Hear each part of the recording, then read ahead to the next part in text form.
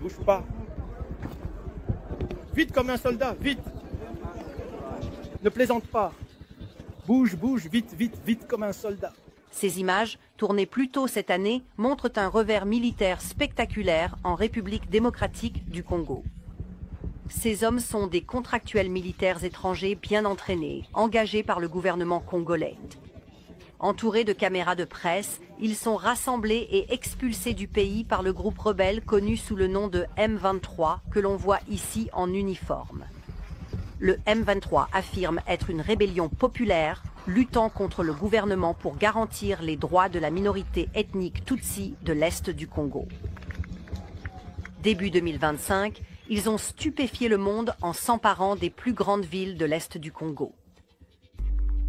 Mais une fois les caméras éteintes, la véritable puissance soutenant l'avancée surprise du M23 est entrée pour occuper la région. Il s'agit de troupes du petit pays voisin, le Rwanda, identifiées par des sources du renseignement qui se sont confiées à NBC News. Nous avons découvert des preuves montrant que le Rwanda a armé, formé et commandé le mouvement M23 et a engagé des milliers de ses propres soldats dans le conflit. Leur guerre clandestine leur a permis de prendre le contrôle d'un territoire qui possède certains des gisements de terre rares les plus riches au monde, utilisés dans les téléphones portables, les puces informatiques et les batteries.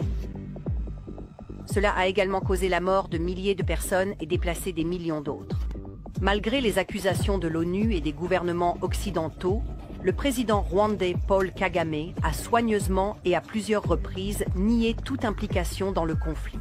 Ce problème n'a pas été créé par le Rwanda et ce n'est pas le problème du Rwanda. C'est le problème du Congo. Le M23 n'est pas composé de Rwandais. Le Rwanda a-t-il actuellement des troupes, ne serait-ce qu'une, dans l'est de la RDC? Je ne sais pas. NBC News a obtenu en exclusivité 3 ans de rapports de renseignement confidentiels et des images de surveillance. Ils nous ont été remis par des sous-traitants militaires engagés pour fournir du renseignement aux forces congolaises. En utilisant des rapports d'incidents supplémentaires provenant des forces de défense du Rwanda, RDF, des images satellites et des entretiens avec des combattants, nous avons pu reconstituer le récit de la guerre secrète menée par le Rwanda. Pour la première fois, nous pouvons voir comment le Rwanda a établi des bases avancées sur le sol congolais, comme cette base située à près de 65 km de la frontière, qui servait à armer, former et commander les alliés du M23. Les images divulguées montrent également comment les RDF ont inondé l'est du Congo d'armes lourdes, notamment des mortiers guidés, des mitrailleuses lourdes, des lance-missiles et même des systèmes blindés de défense aérienne. Ils ont mis en place un réseau de tranchées et de positions fortifiées permettant aux soldats rwandais de participer directement au combat. Les sous-traitants à qui nous avons parlé estiment que le déploiement du Rwanda dans l'est du Congo compte désormais plus de 5000 soldats. Un porte-parole du gouvernement rwandais a refusé de répondre à nos questions, mais a déclaré « Le Rwanda agit pour défendre ses frontières » et n'a aucune ambition territoriale en République démocratique du Congo. En chemin, des fissures sont apparues dans la guerre secrète menée par le Rwanda. En mai 2022, les forces congolaises ont affirmé avoir capturé 2 soldats rwandais sur le sol congolais. Le Rwanda a nié ces faits, affirmant que les soldats avaient été enlevés de l'autre côté de la frontière. Mais NBC a obtenu le rapport interne des forces de défense rwandaises concernant l'incident, confirmant que ces soldats ont été capturés alors qu'ils participaient à une attaque du M23 contre une caserne militaire congolaise.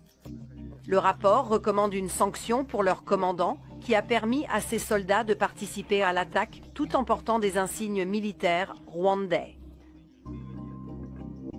Pour préserver le secret, le Rwanda a commencé à équiper le M23 et ses propres troupes avec les mêmes uniformes et équipements non identifiables, rendant presque impossible de les distinguer les uns des autres.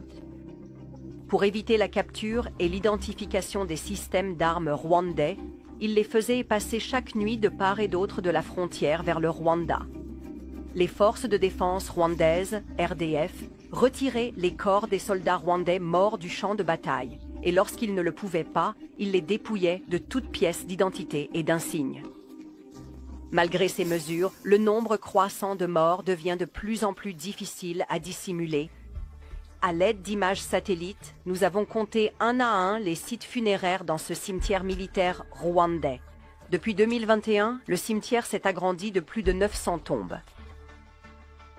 La plus forte augmentation a eu lieu entre la fin 2023 et le début 2024.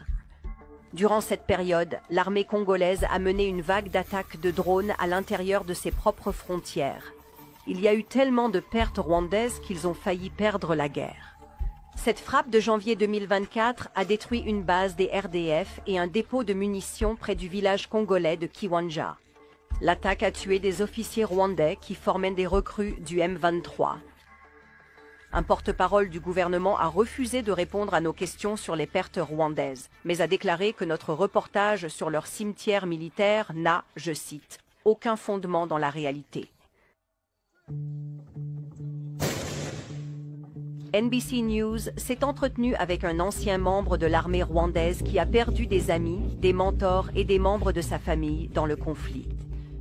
Il nous a confié que leurs funérailles étaient strictement surveillées et contrôlées. Craignant des représailles du gouvernement, il a accepté de parler à NBC à condition de rester anonyme. Il nous a fourni des documents et des sources corroborantes pour vérifier son témoignage. Pour garantir son anonymat, nous lisons un extrait de la transcription de son entretien. J'ai un membre de ma famille. C'est mon cousin. Il m'a appelé. Il m'a dit, l'ennemi est très dangereux ici. Il a dit, nous avons très peur. Et il tremblait. Vous savez, sa voix tremblait. Il est mort le 31 décembre 2024. On vous amène au cimetière, on vous montre le cercueil, puis on l'enterre, puis vous rentrez chez vous. Après cela, ils surveillent les familles, leurs conversations, s'ils partagent ce qui leur est arrivé. Ils sont censés rester silencieux. Pour de nombreux Rwandais, le chagrin est plus fort que la peur. NBC News a trouvé et vérifié 91 exemples de familles rwandaises qui ont défié les autorités en publiant des avis de décès de proches morts dans l'est du Congo. Quand quelqu'un est mort, parfois il ne reste plus rien à craindre. Ils n'ont plus rien à perdre. Près de 4 années de conflit ont eu leur plus lourd tribut sur les civils congolais. Des millions de personnes ont été forcées de fuir leur domicile pour échapper au combat, souvent à plusieurs reprises. Et les tentatives du Rwanda de dissimuler sa présence ne font qu'aggraver la situation. Un rapport ayant fuité en janvier 2024 montre comment les RDF et le M23 ont établi une petite position fortifiée, puis ont expulsé tout le village voisin pour préserver le secret. Au fil de la guerre, de nombreux déplacés ont trouvé refuge dans des camps autour de Goma, la plus grande ville de la région. Mais Goma est désormais occupée par le M23 et les forces rwandaises, et beaucoup de personnes sont à nouveau déplacées. Des images satellites montrent que des milliers de tentes et de structures temporaires dans l'un de ces camps sont entièrement démantelées. Les gouvernements occidentaux sont au courant de l'implication du Rwanda et l'ont déclaré publiquement. Mais malgré cela, le Rwanda continue de recevoir une aide internationale, y compris un financement militaire pour ses missions de maintien de la paix de l'ONU. Désormais, le Rwanda est à la table des négociations de paix menées par les États-Unis, bien qu'il n'ait jamais officiellement reconnu sa participation au conflit. Cela permettra également à des millions de personnes déplacées de retourner chez elles, dans des communautés plus sûres, avec de nouvelles opportunités économiques. Les États-Unis promettent un investissement rapide dans l'approvisionnement en terres rares de l'Est du Congo. C'est une offre attrayante pour le président Kagame. Selon l'accord proposé, le Rwanda profiterait de cet investissement minier et sortirait du conflit sans avoir à rendre de compte pour sa guerre secrète.